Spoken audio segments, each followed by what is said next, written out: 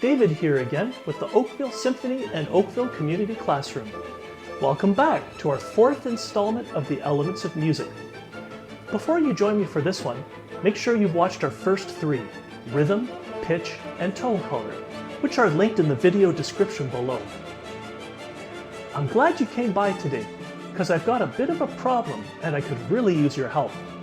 You see, I was just getting ready for a class, and I was going to share two of my favorite stories, but I dropped all the illustrations, and now they're all mixed up.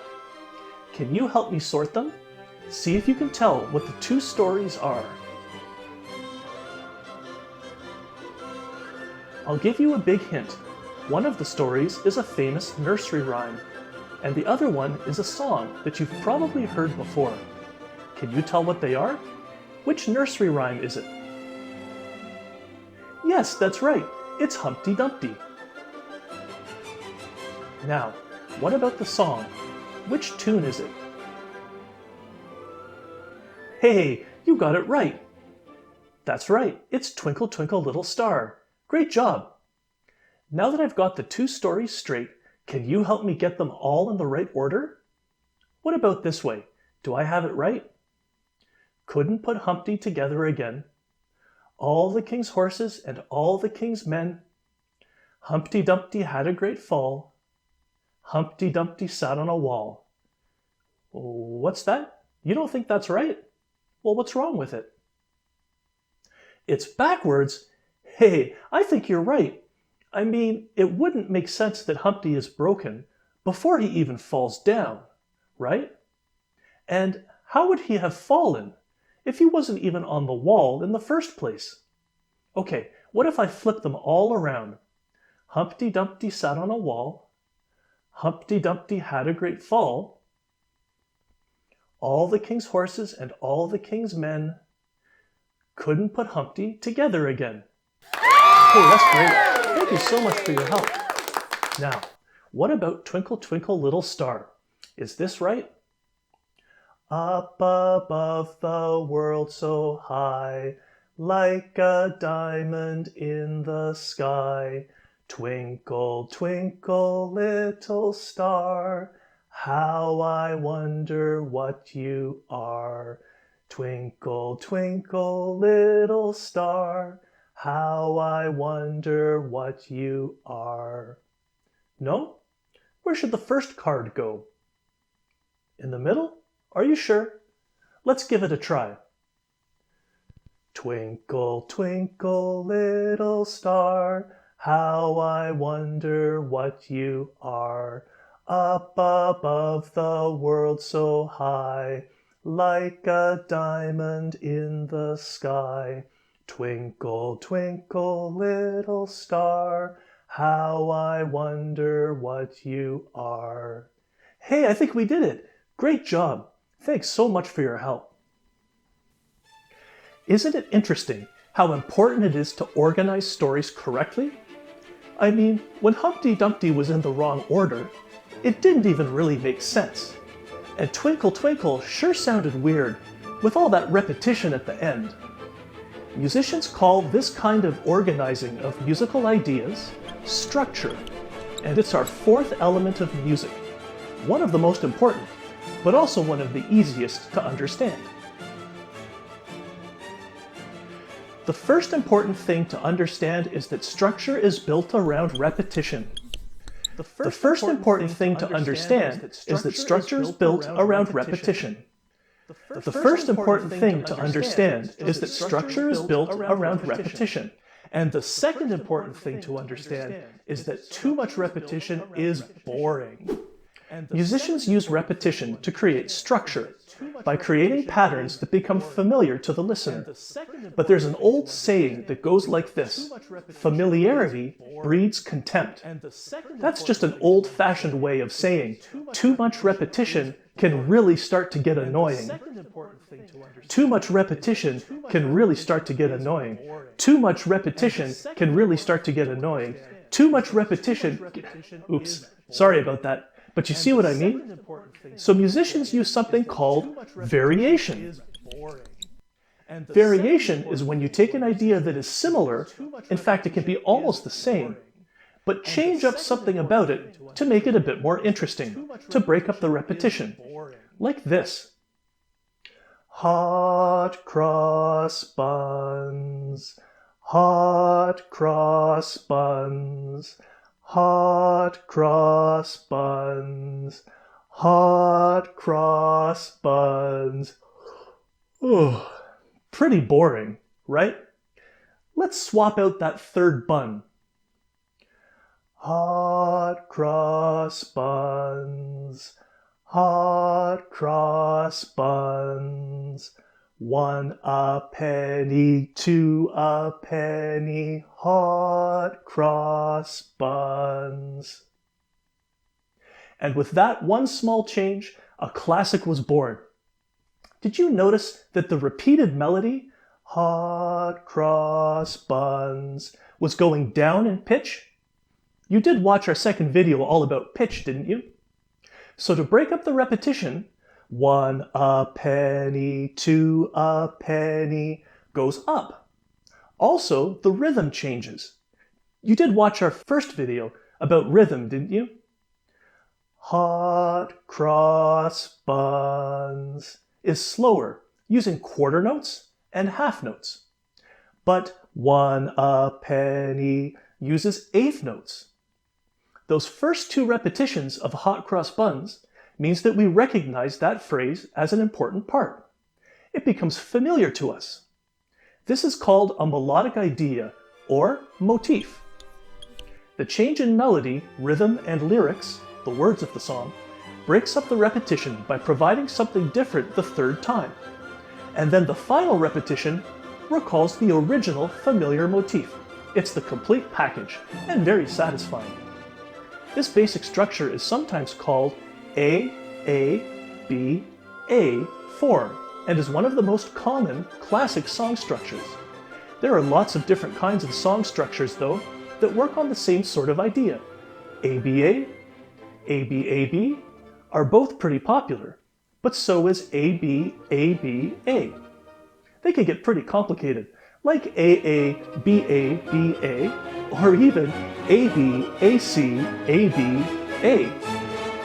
If that seems confusing, don't worry.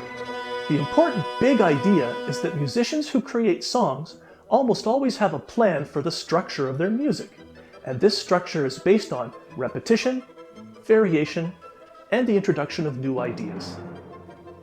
Music that lacks real structure can sometimes sound random or confusing to us, but a clear structure gives our ears something to hang on to.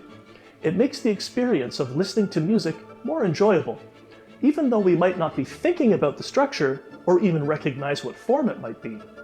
Let me show you what I mean. We're going to take some songs that you probably know, but we're going to switch the structures all around. See if you can recognize what each song is. Call out the name if you figure it out.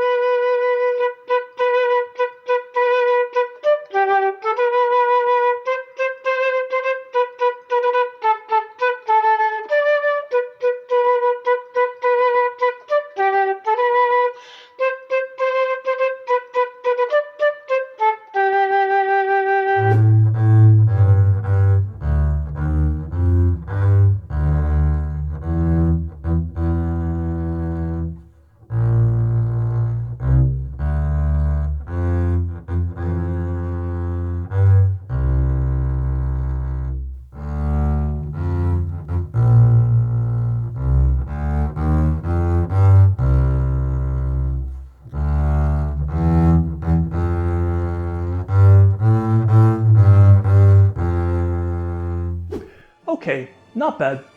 But now you probably have a pretty good understanding of what structure is all about. I think everyone agrees that structure is one of the most fundamental parts of music, and you'll find it on just about every list of the musical elements. One reason for this is that music is basically a form of storytelling, and as we learned with Humpty Dumpty, the structure of a story, the order that events happen, is super important. Musicians are kind of like musical authors who tell stories through the use of musical elements. Sometimes musicians tell musical stories that are really obviously about something specific. For example, when a song has lyrics or words that literally describe what's happening, like in Twinkle Twinkle Little Star. Sometimes musicians can tell stories that are about something specific, but they don't use any words. Composers can use the different instruments and their tone colors. You did watch our third video all about tone color, didn't you? To represent ideas, emotions, or even actual characters in a story. For example, you might have heard of a piece called Peter and the Wolf. Sergei Prokofiev used the tone colors of the instruments in the symphony orchestra to represent the different animals and characters in the story.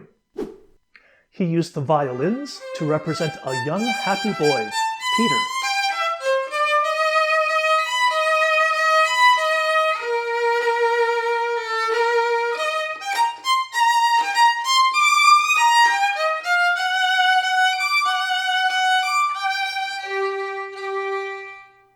He used the French horns to depict the cunning, hungry wolf.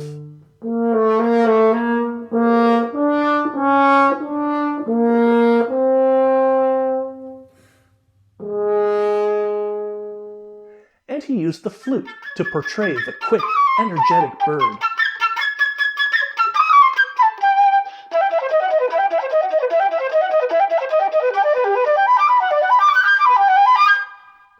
Listen to this next part and see if you can tell what animal Prokofiev was trying to show with the oboe.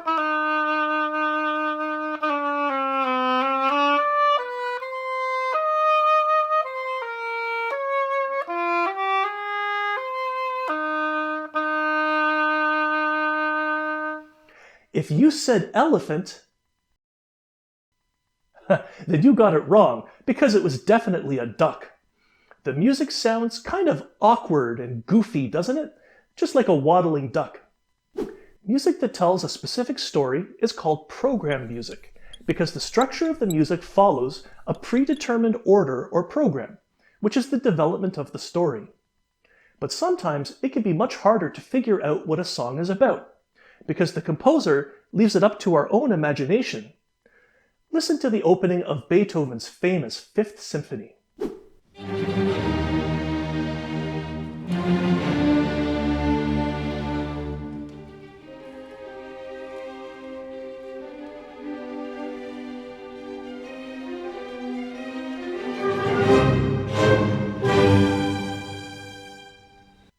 Did you hear a story in the music of Beethoven's Fifth Symphony? Pause the video now and share your impressions with each other. What do you think the music is about? Beethoven's Fifth Symphony is something called absolute music. Program music is about a specific story or theme, but absolute music is left to your own imagination. It definitely evokes feelings and emotions, but it's up to the listener to form their own impression of what the music might be about. And the coolest thing is, there's no wrong answer. The listener is free to hear whatever they hear. Generally speaking, absolute music allows for a freer structure, while program music requires the artist to structure their piece around a central story.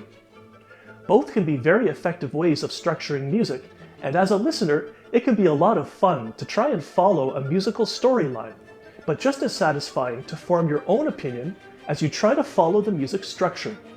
Here's Oakville Symphony music director Roberto de Clara to tell you about two of his favorite symphonic works, one absolute and one programmatic. My all-time favorite piece of absolute music has to be the Second Symphony of Johannes Brahms.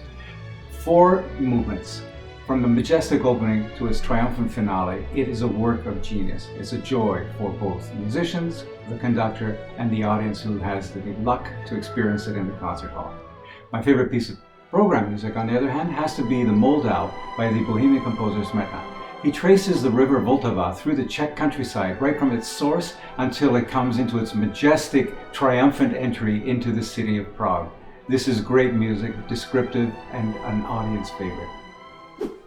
So, structure is the element that keeps music organized. It helps us recognize and appreciate the themes and motifs being communicated to us, whether it's program music built around a set idea, or absolute music inspired by more general emotions. A song's musical structure uses form to tell stories that we can interpret and enjoy. And that's just about the whole story when it comes to structure. Speaking of stories, if you've been following along with our videos in order, I hope you join us for the last one, the grand finale, where we learn everything there is to know about dynamics. See ya.